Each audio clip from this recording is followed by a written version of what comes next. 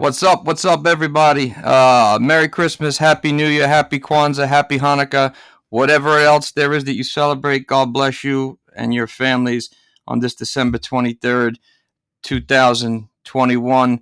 Here with episode one of The Old Timer and the Punk. And just want to say how lucky and blessed I am to be podcasting with my best pal on earth. You gotta say hello, Old Timer. Hey, it's the Old Timer coming to you today. I'm with the punk, who is certainly not a punk, but in this case, he is a punk. A little bit. Yeah. Just a little bit. Yeah. I learned from the best. Well, today we're starting, this is our inaugural broadcast, and what we are about basically is rock and roll. Now, that's a broad statement to make. But just a little background. In 1961, when on my 13th birthday, my father gave me the most important gift I think I've ever received in my life. He gave me a small red Sony transistor radio. It was the size of my hand. And what year was that? 1961. So you were 13? 13 years old. Was it your birthday? Or? It was my birthday. It was an old school radio? It was back then it was the newest thing. It was a Sony transistor radio that was, like I said, the size of my hand. AM, FM, that's it? It was AM, FM, and it was a deep red color, and it had a personal earphone, which means you had one little earphone that you plugged in and you could listen to. It wasn't hi-fi then. Right. Certainly wasn't stereo. It wasn't anything near what people have today. Right. Tell everybody where you were living at that time. I'm from Brooklyn, New York, and I lived in Bed-Stuy. And how good of a neighborhood was Bed-Stuy? How safe of it was it? Because people don't get it when I tell them. Well, back in 1961, it was an integrated neighborhood. Thank God. And we really didn't have problems because we lived together. And, it wasn't a black-white thing. It would be the black-white kids from Bedford Avenue would be playing basketball with us from the black-white kids from Skillman Street. Right. And the fights would start over the basketball game. Always. And it had nothing to do with your color or nope. your ethnicity, nothing like that. Right. And again, after I received that radio, I was magnetized to it. I was drawn to it. Okay. I was obsessed with it. So much so that I was afraid to take it out of my house. Were you able to carry it with you? No, it was the size of my hand. No, I'm saying it was a plug-in. No, was it battery operated? Oh, so you could carry it if you wanted. Okay, I didn't know. Yeah. You were like Radio Raheem. I was like Raheem. Except for the rings. You'd have the rings. But I didn't. But the radio wasn't that big. No, I know that. I know that. So what I used to do is on Saturday nights and Friday nights, the local stations, WINS, WNEW. Well, it wasn't WNEW at that time. It was 77 WABC. WABC, yeah. And the good guys on 55, on and all these new radio personalities. We had Cousin Brucey, and we had Alan Freed a little bit because Alan Freed was a little earlier. We had Murray the K. And, read about him. Would be submarine race watching with him. Ave-o, Gumizamaza, whoa. Those were his call letters when he got on the radio. So it was like an amazing time. And it was an amazing time for music because in the early 60s, there seemed to be a new artist every week with new songs. And it couldn't be any better than it was. So take us back for a second. So 1961, you get the radio, right? You're which is like a godsend for you because, like you said, at that time it was like the pinnacle of all these new hosts and whatnot. Right. And at the same time, you weren't at the so-called summer of love yet, but you were building up to that. That's right. So you were a kid. And you were getting to listen to all these different artists. So tell me some of the artists that were just starting. Of course, Elvis was the king. Thank you for mentioning that first. Well, Come on now. Look. Everyone knows. I know. They know. But I'd be remiss not to say it. He was tearing up the airwaves. Don't ever forget that. Right. I mean, there was only one Elvis. There'll only ever be one Elvis. And and John Lennon was very profound later years, because he came out and he said one night, before Elvis there was nothing. Okay, and I mean, Elvis just was on fire. Okay, hit after hit after hit after hit, and you know, he was an unbelievable talent, but he was made up of many facets. You know, he was rockabilly.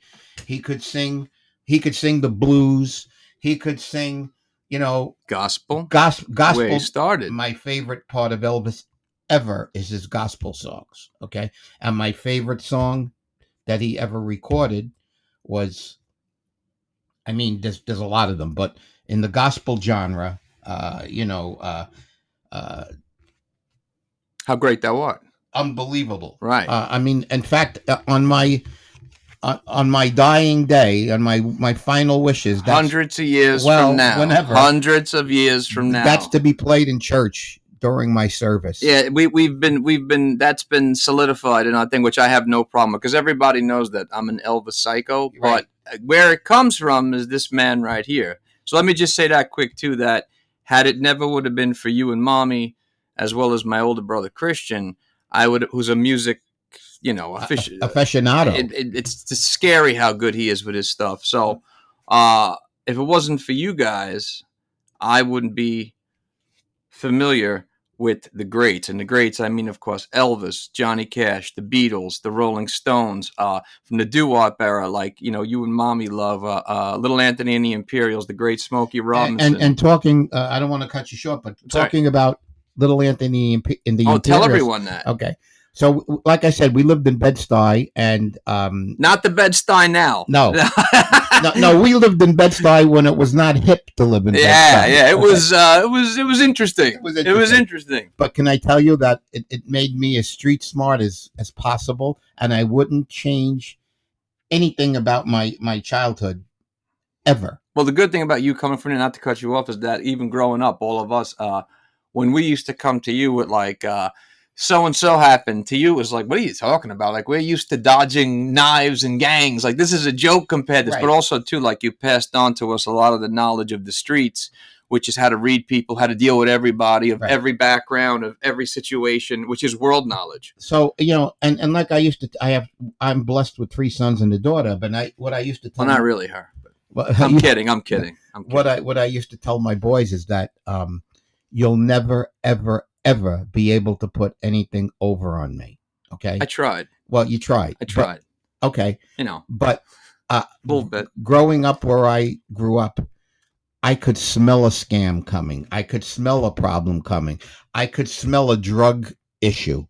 So the rules that we had were, hey, you want to have a drink? Have it with me at the table. You know, there's no reason to sneak. However, your middle son ruined that one for all of us. All right. However, if I ever detect a problem that I think you're messing around with something you shouldn't be, the answer is really simple. I'm going to take you down. We're going to draw blood, and we're going to get a full report. And if there's something wrong, I own you. And I don't think you'd want to be owned by me. I've heard that. I heard that various times. Right. But you were going back to Little Anthony. Tell people that. Little Anthony and the Imperials lived in what we call the projects. Is he in the Hall of Fame? Yes. He is. Well deserved. Anthony Bourdain has one of the greatest voices I think that you'll ever hear. He did a lot of homework on Johnny Mathis, his delivery and his the way he sang.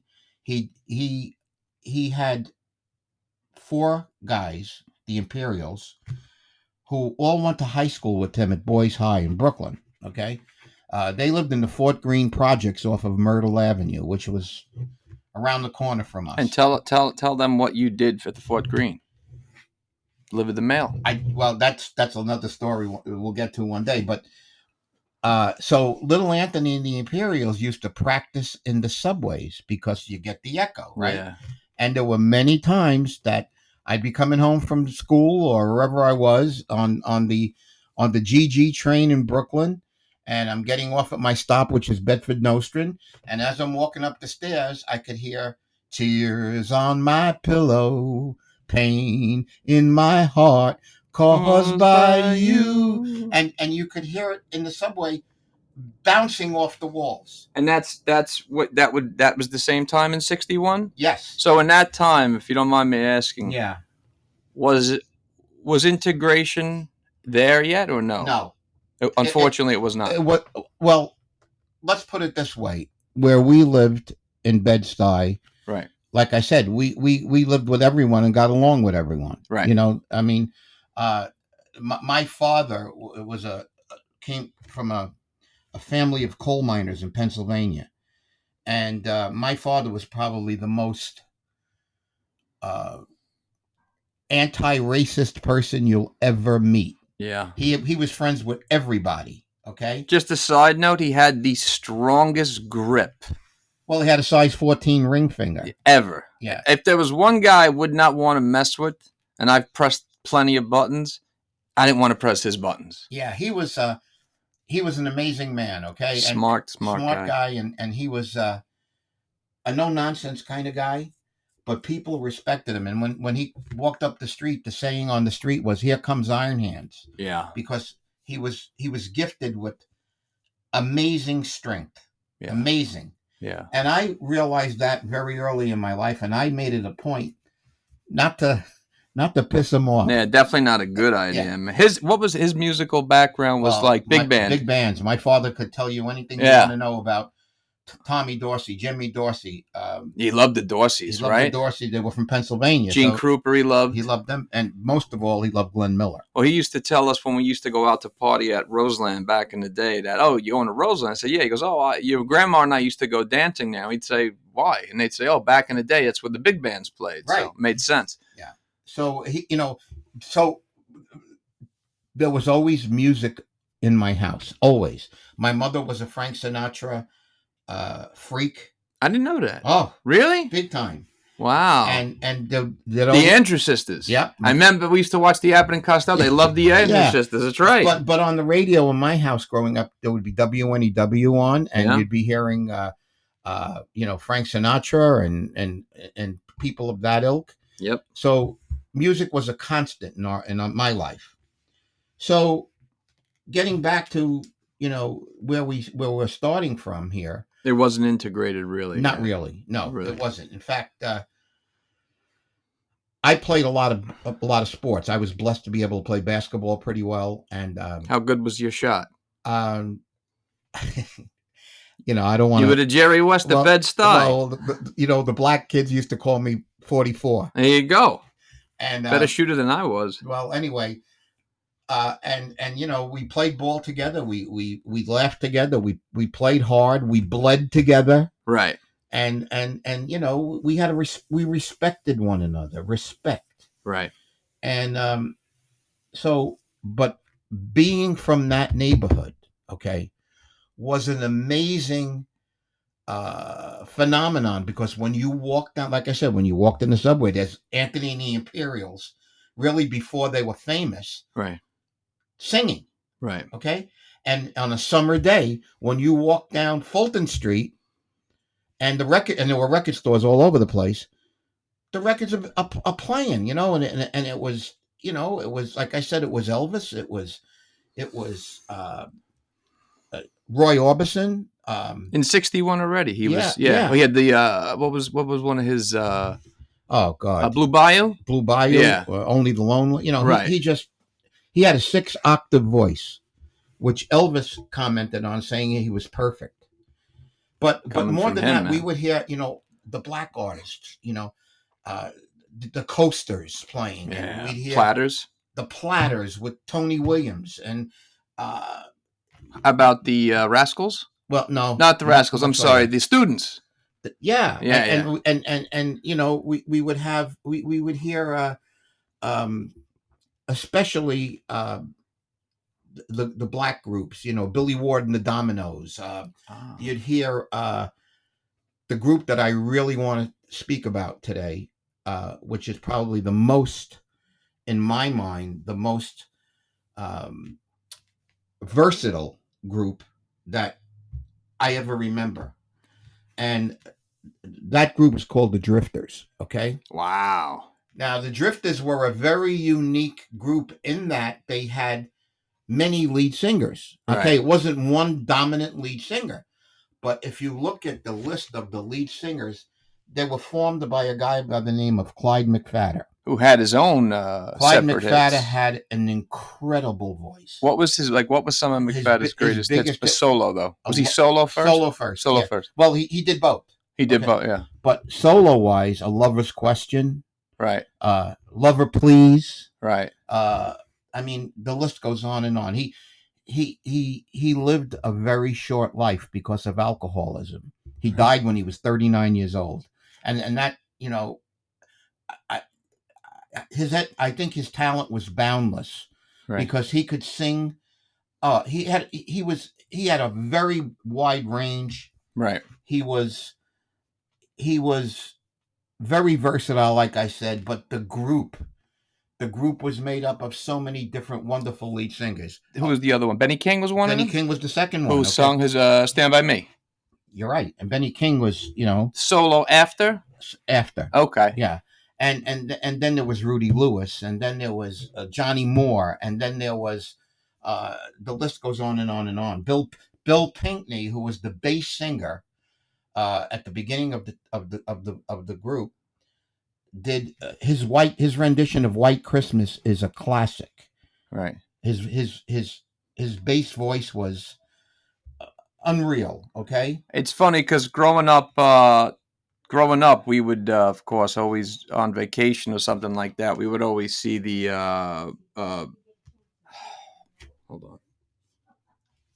So, like I was saying, when we were growing up, we noticed that you always had the Drifters, the greatest hit CD, right? And on the CD there was always a picture depicting each song. So when we would go on vacations and stuff like that, or long drives, it was their greatest hit. So obviously it was like There Goes My Baby, right? Under the Boardwalk. The best one I thought was Up on the Roof. Yep. Sand in My Shoes. Yep. Give me more. This Magic Moment. Oh, that's a great one. This Magic Moment. Save the Last Dance for Save me. the Last Dance. Saturday night at the movies, right? Right. I Count the Tears. I Count the Tears. Hall of Fame band? They are, yep. Okay. And they had 4 different singers. They had more than that. They had 4 profound singers. Like I said, Clyde Mcfadder, Benny King, Rudy Lewis, Johnny Moore, and Billy Hendricks. Go ahead. The list goes on and on. Okay, so like I said, they were a very versatile group. They weren't a group that stayed together with the same musicians and the same singers. There must have been 60. Where were they from? They were from all over the place. A lot of them were from New York City. Did we see them at Westbury? We saw them at Westbury with the great who was Charlie that guy? Thomas. Right, he's the guy we always used to see on TV, right? Charlie he Thomas. had a really good voice. Channel 13, yeah, and he is now touring with the Drifters, okay, with his group called the Drifters. How long has he been in lead singer? He's been there for, I would say, 30 years, maybe a little bit more. But my point is, this group survived the breakups, the changes, right? The difference in lead singers, and the songs that they were basically on the Atlantic label, but the songs that they kept pumping out. I mean, Some Kind of Wonderful, True Love, Dance With Me. Dance With Me, good tune. Yeah. You want to laugh too. I don't know if you know. You would know way more than I do, but I wonder if they were one of many of the groups to get manipulated and robbed by the record labels. Because again, now you want to laugh.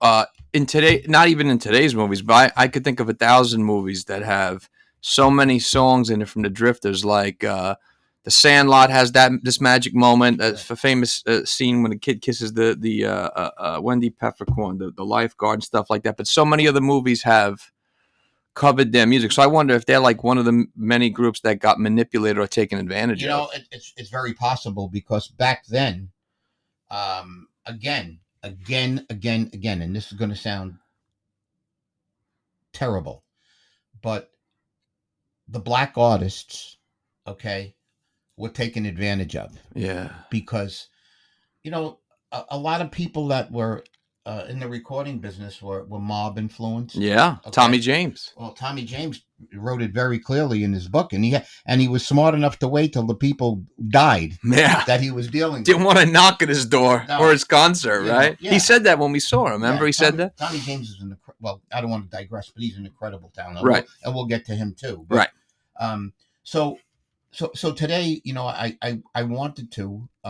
Well, why don't you? But not to cut you off. I just tell the reason why we started it was because obviously for the love of music that we both have. You being, I call you the human jukebox because if I ever come to you with a song and say, "Dad, whose song? I don't know, whatever," and you'll give me usually the name of the band, the year it came out, and usually you'll always tell me the backside of the record, right? Which is amazing. So the reason why we started this is because your love for music, my love for music, and it's funny because we come from two different periods where you guys, like anybody who's young like your age, you lived through probably, without a doubt, the greatest period of music ever, all the way up to Woodstock in the 60s. That there's nothing that could take that place. No. My 60s was the 90s. That was my 60s. Again, that was, Nirvana and the grunge era, right. A mixture of metal and stuff like that, changing of the guard and whatnot. But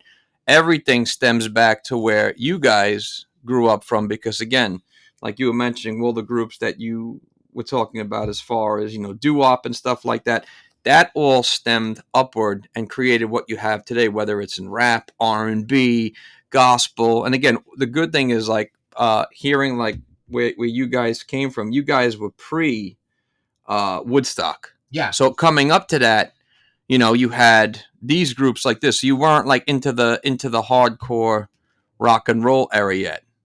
A lot of people or music, I should say, for that matter. No, I hear what you're saying, and it's true. But getting back to the Drifters, I mean, Dion Demucci, okay, who became a very big star. Right. Okay. I always felt he had limited talent.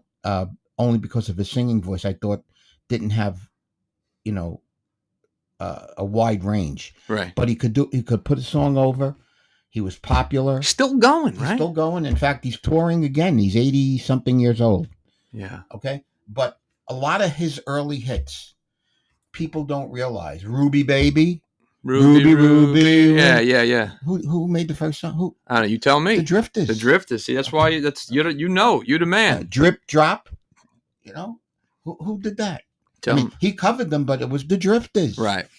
So, they had such an influence on early rock music, because I keep using the word versatility, and they were just wonderful. And you know what? I'm never sad when I hear a Drifters song. You got a favorite? It's hard to pick. It's hard to pick, but one of my favorites. Mine's always been Up on the Roof. That's just me. It's a wonderful. It's got that great melody. Dun, dun, dun, dun, dun, dun, dun, dun, On Broadway, it was one of my favorites. That's a good one. But really, probably one of my real favorites, and it's an old one. Okay, There Goes My Baby. That's a good one. Or You Can Dance. Anytime. That's a good one. It takes you, but let him hold you tight. Right. Save the Last Dance for Me. Very profound. You're going home with me tonight. Right. Dance with whoever you want and talk to whoever you want. He's trying to say something with that. Yeah, but you're coming home. Pre-filthy era. You're coming home. Pre-curses and dirty shit. No, just saying. But in a very nice way, save the last dance for me because you're coming home with me. Right. Okay? Right. That makes sense. So, that was some of my favorites. Another one, Sweets for My Sweet. It was not a song that was very, not one of the most popular songs, but I think it's one of their best songs. Sweets for my sweet, sugar for my honey. I know that one. All right. So, But were they considered doo-wop? I don't think so. Well, they were considered a mixture of doo-wop and rhythm and blues. Okay, Okay. but again, Because they had great instrumentals in those songs. they did, and you know what? Again, at the sound of being overdoing it, they survived for years. Yeah. You know, During the British invasion. different guys, different lead singers, but the songs just kept on coming. Right. And so I would say that they're one of my favorite groups ever. I have a lot of favorites, so I can't ever say, this is my absolute favorite. But I think that the Drifters um, didn't always get their due. Right. Okay, That makes sense. Again, it could be because there were black artists back then, early '60s. Right. There was a time, and this is really sad. There was a time that you go into for me, we'd go into EJ Corvettes on Fulton Street. That was a record store? Great, well, it was a department store, but they had a phenomenal record department. Okay, and I'm looking for a Drifters album. Okay. Oh no. And I'll see a Drifters album in the back. No, the Drifters. Right. But on the cover were two white people. Really? Yeah. That's terrible. The same thing with the Temptations when they first started. There was a taboo about putting a black face on a record label. so there was a lot of crap that these people had to endure. And I think, again, the guy who made that go away was Berry Gordy. And we'll talk about Motown another time, because you need to devote a lot of time. You could stay on that subject for weeks. We could bro. stay on it for a month. Yeah, you could stay on that subject for. That is a genius. Okay. How many guys were in the Drifters? Totally? Yeah, because I remember watching the videos of Bandstand. There were 4 or 5, with right. 4 with the lead Usually singer. 4, yeah. And they had good harmony. Yeah. They were all on. They had a nice. They had. Yeah, you're right. Like I said, versatile, even with different members. But they had They had a monotone guy. They had a baritone rather. They were a doo-wop group. Yeah, that's what. Rhythm and blues and pop. Yeah. Okay. So they covered a lot of genres. Right. So today I wanted to just discuss the Drifters, in our first podcast, because people need to know who they were and all the songs that they made. Again, if you get a chance to, and if the Drifters are touring anywhere near you and with Charlie Thomas, go see them, because he's been a Drifter for over 40 years, and he can still hit the notes, and he can still sing the songs, and he's a gentleman's gentleman, and he's just wonderful to hear. Yeah, we saw him at Westbury. It had to be several times. When was it, 3 years ago? Yeah, before this COVID. And he had a really good voice. Yeah, I mean, he's in his 80s. And he used to he hit the high note really well. I noticed that. And he hosts those shows, right? Yes, he did. But looking at the notes that we have in front of us, which is interesting, I see, like you said, many different lead singers with hits. And I see it was Clyde Mcfadder in the Drifters at one time. Well, Clyde Mcfadder founded the group. Oh, he did. He's the founding father of the Drifters. I didn't know that. That's correct. So you learn a new thing every day with this guy, now, man. Clyde Mcfadder, like I said, he had 3 or 4 big chart hits. The biggest one he had was "A Lover's Question," which is a song that's played in a lot of movies. Really? "A Lover's Question." Oh yeah. It's a lover's question. Boom, boom, boom, boom. I have. Dun dun dun dun dun. Oh, I know the beat. Yeah, I know the beat. So I mean, and then he did a song called "Lover Please." Lover Please, please come back. Don't take that train coming down. Oh, that's a good one. That's him. Holy, I didn't know that was them. So we had. It wasn't them. It was him. Oh, it was just him. Yeah. That's yeah. I've seen that. And Clyde Mcfadder had a voice of gold. Right.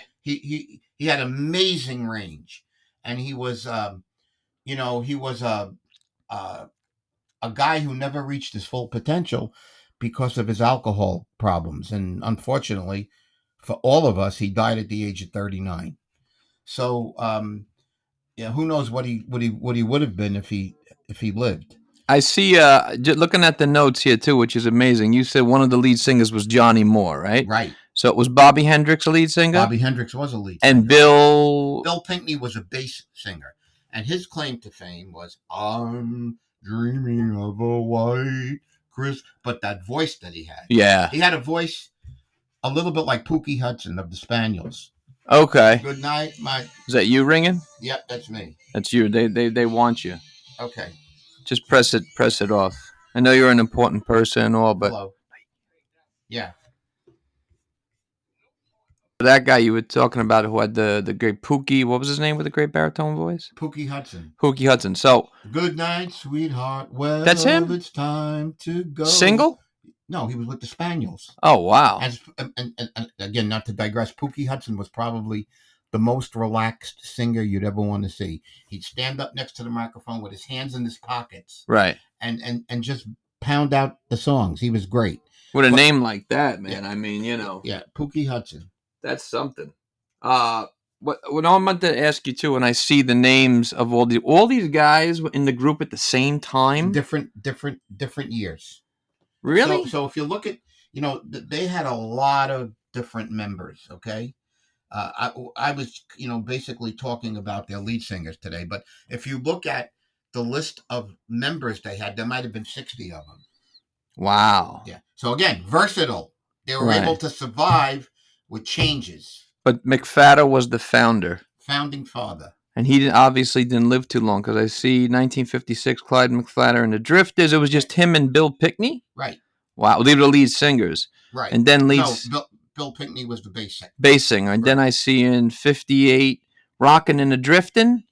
Was the album? That's where Johnny Moore and Bobby Hendricks came in. Okay. And then I see 1960, which seems to be... Same thing. Johnny Moore was in the 60s. But think about what all the guys they have in that group at the time. You got the bass guy in Bill Pinkney. You got Benny King, who had a ridiculous voice. Right.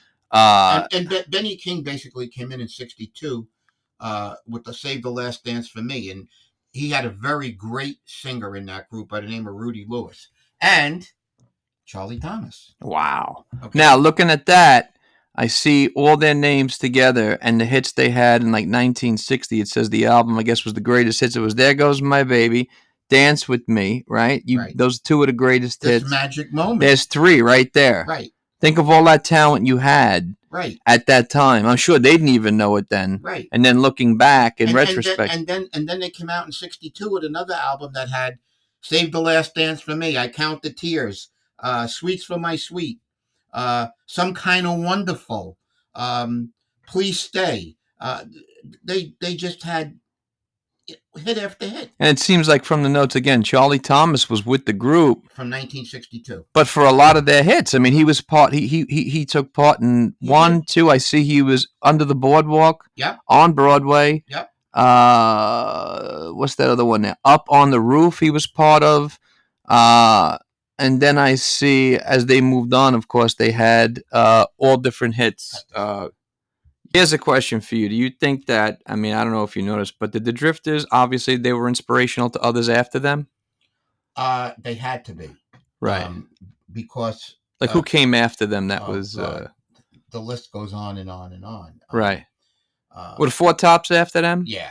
They were after them. The Temptations were after them. Yes. Right. Anthony and The Imperials were before them. Right. All the great... the Coasters were before them, but they were a little bit of a different genre. They more were comedy. Charlie Brown and songs like that. They were like full. They were like a group that did a lot of comedic songs. Good songs though. They were, but they did a great show. I mean, the way they danced and the way they interacted on the stage, they were great. And I think that one of the artists that were inspired by the Drifters, believe it or not, was James Brown, because James Brown did a lot of different things before everybody really got to know him. He was. What was the name of the group before? It was just James Brown. James Brown and the Fabulous Flames. The Fabulous Flames. Right. Yeah, man. And the one thing about James Brown was that his his musical repertoire was, his group. They were great musicians. They were brass musicians and guitar and lead guitar. But a lot of people don't realize this, and because he's not popular, but Ike Turner. Yeah. No, it's funny you mention that because recently, with everything that's been going on with Tina Turner being into the Rock and Roll Hall of Fame, she should have been there a long time ago. Right. The play on Broadway. Don't stop me on the Rock and Roll Hall of Fame. No, I know how you feel about that. I feel the same way you do. Because listen, it's politically motivated. And I agree. I agree. There are guys that should have been in there and got in so much later, but there are people that's still not in there that should be in there. Exactly. Vis-a-vis Johnny Maestro. Yeah, Johnny Maestro was great. But getting back to what you said, Ike Turner, despite all the horrible things he was as a personal person, but like you said, if you look as a guitarist, as a band member, as a musician, as a songwriter, he had some. He was super talented. Yeah, he was super crazy. Right, but super talented. Anime. Yeah, but he could play the guitar, and that deep voice that he did, good job down in the city. Yeah. But he had that kind of voice. Again, he was in the late 50s, early 60s. So, again, black group. Yeah. And again, didn't have all the opportunities the white groups had. No, definitely not. But he was a very talented person. And despite his shortcomings as a human being, again, mostly because of cocaine. Yeah. And drugs. Yeah. He was very talented. Very talented. A quick question about him. You would know better than I do to get off the topic of the Drifters. Did he do anything after he split with Tina Turner? Were they still together? No. Tina Turner finally got the nerve to leave him. Right. And actually, Tina Turner went on to a fabulous solo career on her own. But they never. Well, no, he never did anything more because he basically really needed her, and he was too far gone. Yeah. As a person, just eat the cake, Anime. Just eat that cake. No, I'm doing the thing for the movie. I know, but I love that movie. Again, another case where drugs took away. Right. And it's funny you say that, too, because you said Clyde Mcfadder and the alcohol. So even, again, before, it's like I said, so in my generation, right, Kurt Cobain dead at 27, right, had the drug problem. Like so many others that died at 27. Shannon Hoon I know you're not familiar with them, he died, another guy. So the drugs were even prominent going back to your day in 61. It was alcohol, you said. But again, who was the guy, that movie we like, with the three wives? Lawrence Tate played him. You're talking about Frankie Lyman. Frankie Lyman had the drug problem. Yeah, but that's another guy we're going to talk about, because Frankie Lyman was an incredible talent, and he was 16 years old, and his voice was amazing. Right. And his cousin was the student? Was there his brother? Right. But actually his brother Louis Lyman had a group called the Teen Chords. But Frankie Lyman, with the teenagers. They were the teenagers. Right. And they were amazing group. Why Do Fools Fall in Love, and go on and on. So the drugs and alcohol were always... Look, back in my day, 1961, there were guys on the corner of Myrtle and Skillman Street, with the needles in their arms, dead on the street. Right. You know how many times I saw that in my life? But that's or you go down the street and you see people in door fronts, high as a kite, reading the newspaper upside down. Right. I'm not trying to picture that. No, I know. So, but it's obvious. Yeah. Your paper's upside down. You know that, right? But they're in no man's land, Right. Heroin. Right. So again, like the good thing is, again, like another reason why we put this together is because I always say history repeats itself in all eras. So everything that's kind of happened, you kind of saw already. Yeah. And the same thing in, the music industry, like the drugs, the this, the that. So you saw that with your guys, like these guys early on. And maybe it wasn't as glorified, pretty as it became, sex, drugs, rock and roll type of thing, which took over. Well, another wonderfully talented person, with the Four Tops, was a gentleman by the name of Paul Williams. Okay. Paul Williams was the guy who I shouldn't say the Four Tops, pardon me, it's the Temptations. Paul Williams was the guy who choreographed all their moves. Really? Oh yeah. I mean, he was the guy who made them who they were. Right. And they had a guy by the name of Charlie Atkins, who worked for Motown, who was like who was like a dancer, who was like Bojangles. Who was the dude I liked with the deep voice?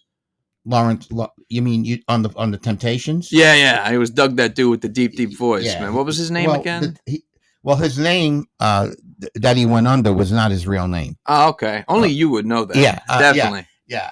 I mean, the original Temptations were the guy who really founded them and brought them together was Otis Williams.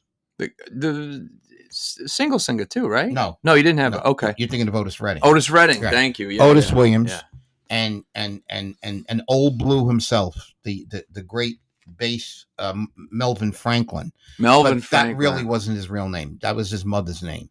And then again, man, and then you're an encyclopedia. And then you had David Ruffin, who was a great talent. Was the tragic. He was a tragedy. Died in the crack house. Yeah. Okay. What a tragedy. But he was so talented. Right. You look at all these guys, and of course the greats that suffered and died too young in age. But Paul Williams was like their choreographer, okay, and he did all their steps and all their routines. Which are memorable. Yeah, and alcohol. Yeah, so it's always been there. Well, they had to take him out of the group. Yeah. And that's the guy they kicked out in the movie that we saw. Remember the guy they had made him leave? They made him leave, and they wanted to try and rehabilitate him. Right. But he was too far gone. He ended up blowing his brains out in his car. Wow. See, I didn't know that. Yeah. See, I didn't know that. And the man is I don't say this because you're a 24/7 music informational machine. It's amazing. Well, and that's why I enjoy going to all. It's funny. I had a conversation with a friend of mine recently, and we were talking about the concerts we've been to. And of course, the first concert I ever went to was we saw at Westbury. I think it was Dion and the Belmonts. They were doing like a comeback together. I was young, man, but I've seen so many shows with you at Westbury.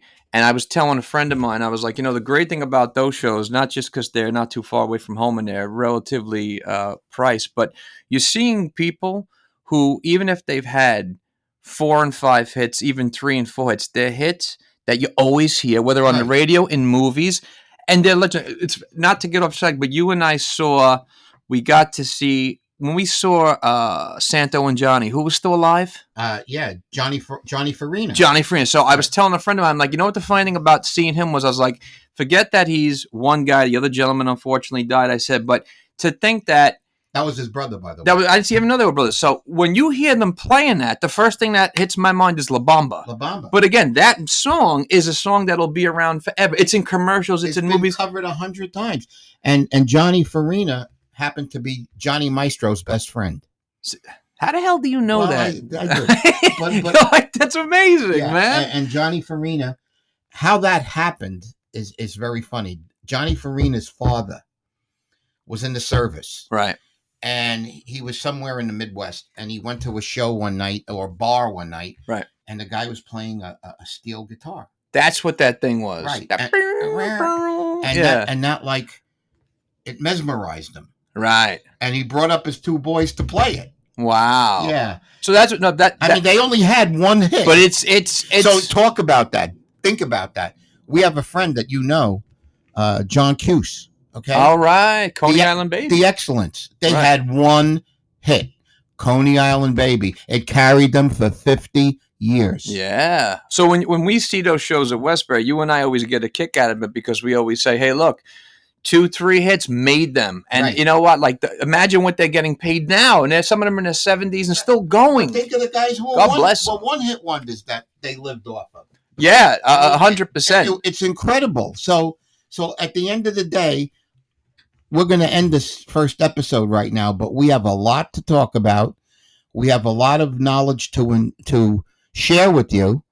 And hopefully you'll enjoy it. Tell them what other topics you'll be covering. Oh, you name it. We're going to cover Motown. We're going to cover the British invasion. We're going to cover. Come on, your man. Rockabilly. Who's your man? But who's your man? My man, which one? Come on, name him. Frankie Valli. What, your other guy. Still going. 85 years old. Oh. Your boy. Willie? Well, there'll never be another Willie. That's your guy, man. Willie, no, he's my man. I've seen him concert maybe 10, and I'll tell you a funny story, and then we're going to leave. My wife, Joni, and I went to see him one night in Westbury. We keep mentioning Westbury because we used to live there. Oh, God. Build a house there. We'll be invested there. And one night we went to a Willie Nelson concert. And, it was great because the people from way out in Suffolk County would come and, with the cowboy hats and the kerchiefs. And when Willie starts singing, they get up in the aisles and start dancing. Yeah. And, I've never seen that at Westbury because it's so close. They usually stop you sometimes, they didn't. too. Really? They didn't. They would just, when especially when he starts singing his big air hits, people just get up and start dancing. And so we're coming out of Westbury after the show. And all of a sudden, to my left, I turn around and there's Willie Nelson. Wow. Right behind me. Right. And I'm saying, I said, there's Willie. So I turn around and go, Willie. And he took us to the side, and he couldn't have been nicer. He wanted to know my wife's name, and did you enjoy the show? And is this the first time you saw him? I said, no, we've seen you about 40 times. And he laughed, and he said, I'm going into my bus now. You want to see it? There you go. And I'm saying, my mouth is wide open, and I'm saying, really? He goes, yeah, come on, let me show you the honeysuckle rose. It was parked in the parking lot. Wow. And he let us go in up the Did you get high with him? No. Damn. No, I didn't. But that's the kind of guy who was just wonderful.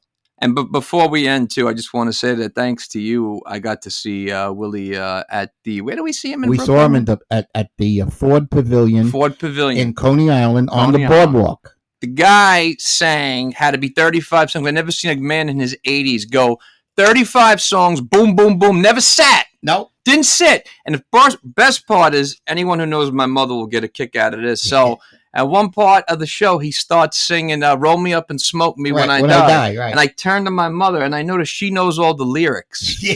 And I looked at her, I said, do you know what he's singing about? She goes, no, not really. I said, but you know the lyrics. She goes, yeah, I know the song really well. I go, okay. So anyway, listen, man, this has been episode 1 of the Old Timer and the Punk. We coming at you again soon, probably maybe once a week, maybe twice a week, depending on everything. We have the holiday coming up tomorrow and Saturday, Christmas Eve and Christmas. And again, you want to tell everybody Merry Christmas? I want to wish everyone a Merry Christmas, a blessed Christmas, a safe and healthy Christmas, and a safe, healthy, and prosperous New Year. Most importantly, safe. And you're going to be listening to Cousin Brucey Saturday? I wouldn't miss it. Brucey is a guy that I got to meet, and I've had long conversations with him on the radio when he was on Sirius XM. And one night he kept me on the phone, because he was asking me about the app that I have that I could hear him anywhere I go, and he couldn't believe that, and he wanted me to tell his listeners what it was all about, and I did. And we were in Dallas, and you had the app. Yeah, playing the app. And we also had a mutual friend that we discussed. But anyway, Brucey's been great, a great influence on my life, and I love him, and I wouldn't miss him. And and if you get a chance, 77 WABC AM radio. He's back on AM where he started. And the guy is 85 years old. Doesn't sound like it. He doesn't sound like it. He's got more energy than, a lot of people. Yeah. And he's a nice man. Yeah. Really and truly a nice man. So is he going to be broadcasting Saturday night? Saturday night's the Christmas show. 50 of the top Christmas songs. And, folks, this man goes 5 for 5, 10 for 10, 12 for 12. If he ever misses one, he'll say, son of a bitch, he goes, you'll never believe this. He goes, I couldn't get that last one, but it's very rare that he misses one, but he's usually on the money. Well, we used to play the game that he used to have on Sirius XM where he would, the contest where he'd play like a snippet, and that was his word. Yeah, you were good with a that. snippet man. of a song. You'd hear maybe, and he'd play 5 songs, and most of the time, I was fortunate enough to get them all. Yeah, And, you're good. Well, you're good. I don't know about that, but No, you know you're what? good, man. It's because it's a labor of love. That's what I love. Right. That's made my life very profound influence on my life. Hence be why we're doing this too, because we both share that with all types of music, and primarily, with your era and my era. So again, this is episode 1. Enjoy your holiday, everybody. I hope you get everything you want. I hope they love everything you're giving them. Old Timer and the Punk out.